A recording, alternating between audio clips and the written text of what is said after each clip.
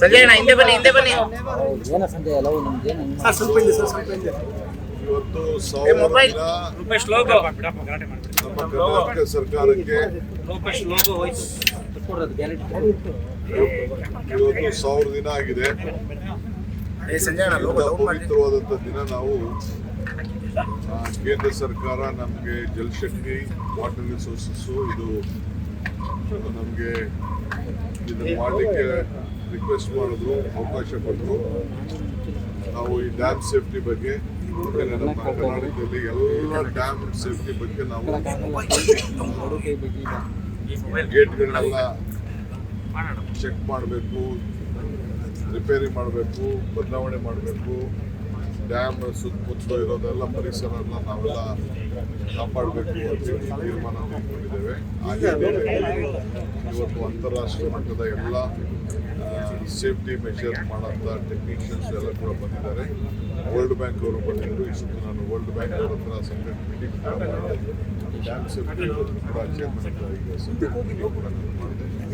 ಅವರೆಲ್ಲ ನಮ್ಮ ಕರ್ನಾಟಕ ರಾಜ್ಯದಲ್ಲಿ ಬೆಸ್ಟ್ ಪ್ರಾಕ್ಟೀಸಸ್ ಇದೆ ಅಂತ ಕೆಲವು ಹಳ್ಳಿಗಳಿಗೂ ನಿನ್ನೆ ಹೋಗಿ ಕುಡಿಯೋ ನೀರು ವಿಚಾರ ಕೂಡ ಮಂಡ್ಯ ಜಿಲ್ಲೆಯಲ್ಲಿ ನೋಡ್ಕೊಂಡು ಬಂದಿದ್ದಾರೆ.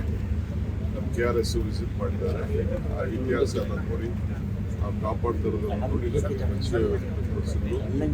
ಏನಾದ್ರು ಎಲ್ಲದೇ ಬೇರೆ ಪ್ರಪೋಸಲ್ಸ್ ಏನಾದರೂ ಕೂಡ ಕರ್ನಾಟಕ ರಾಜ್ಯಕ್ಕೆ ಸಂಬಂಧಪಟ್ಟಂತೆ ವಾಟರು, ಸ್ಟಾಪ್ ವಾಟರ್ ಡ್ರೈನ್ಸು ಇವೆಲ್ಲ ಕೂಡ ನಮಗೆ ಪ್ರಪೋಸಲ್ ಕೂಡ ನಾವು ಸಿದ್ಧ ಇದ್ದೀವಿ ಅಂತ ಹೇಳಿದ್ದಾರೆ.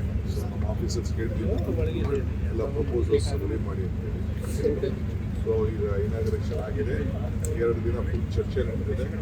ಆಮೇಲೆ ಪೇಪರು ರಾಷ್ಟ್ರ ಮಟ್ಟದಲ್ಲಿ ಮತ್ತು ಅಂತಾರಾಷ್ಟ್ರೀಯ ಮಟ್ಟದಲ್ಲಿ ತೀರ್ಮಾನ ಮಾಡಿ ನಾವೆಲ್ಲ ಗೈಡ್ಲೈನ್ಸ್. ಬೈರ್ತಿ ಬಸವರಾಜ್ ಅರೆಸ್ಟ್ ಆಗಿದ್ದಾರೆ ಸರ್. ನಿನ್ನೆ ರಾತ್ರಿ ಬೈರ್ತಿ ಬಸವರಾಜ್ ಅರೆಸ್ಟ್ ಆಗಿದ್ದಾರೆ. ಅದೆಲ್ಲ ನೀವು ಹೋಮ್ ಮಿನಿಸ್ಟರ್ ಕೇಳಿ. ನನಗೆ ಅದಕ್ಕೆ ನಾನು ನೋವೇ ಏನಕ್ಕಾಗಿದ್ದಾರೆ ಅಂತ ಗೊತ್ತಿಲ್ಲ. ಪೇಪರ್ ಓದಿದ್ ಬಿಟ್ಟು ನನಗೆ ಯಾವ ವಿಚಾರ ಇವತ್ತು 1000 ದಿನ. ನಾಳೆ ಹಾವೇರಿಯಲ್ಲಿ ಯೋಜನೆ ಭೂಮಿ ಗ್ಯಾರಂಟಿ ಬಗ್ಗೆ ಕಾರ್ಯಕ್ರಮ ಇಟ್ಕೊಂಡಿದ್ವಿ.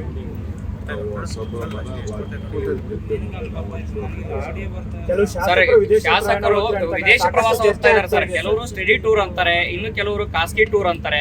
ಪಕ್ಷದ ಅಧ್ಯಕ್ಷರಾಗಿ ತಾವೇನಾದ್ರೂ ವರದಿ ಪಡೆದುಕೊಂಡಿದ್ದೀರಾ? ಏನು ವರದಿನೂ ನಾನು ತಗೊಂಡಿಲ್ಲ, ನಾನು ತಿಳ್ಕೊಳ್ಳೋ ಪ್ರಯತ್ನನೂ ಪಟ್ಟಿಲ್ಲ.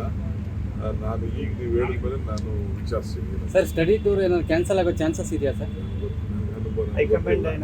ಹೈಕಮಾಂಡ್ ಮಟ್ಟದಲ್ಲಿ ಏನಾದ್ರು ಚರ್ಚೆ ಆಗ್ತಿದೆ? ಹೈಕಮಾಂಡ್ ಅವ್ರೇನಾದ್ರು ಮಾತಾಡಿಲ್ಲ, ಇಲ್ಲಿವರು ಹೋಗೋರು ಮಾತಾಡಿಲ್ಲ, ಕಳಿಸ್ತಾ ಇರೋರು ನನ್ನ ಕಳಿಸ್ತಾ ಇದ್ದಾರೆ.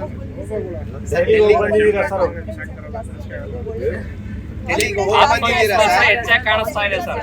ಮುಖದಿಂದಲೇ ಬಂದಿದ್ದೀರಾ? ನಾನು ಯಾವತ್ತೂ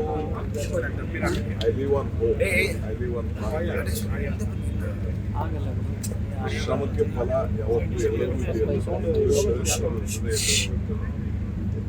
ಎಲ್ಲಿ ಶ್ರಮ ಇದೆಯೋ ಅಲ್ಲಿ ಫಲ ಇದೆ, ಎಲ್ಲಿ ಭಕ್ತಿ ಇದೆಯೋ ಅಲ್ಲಿ ಭಗವಂತ ಇದೆ. ಆ ಫಲ ಶೀಘ್ರದಲ್ಲೇ ಅಂತ ಮಾತಾಡೋದು.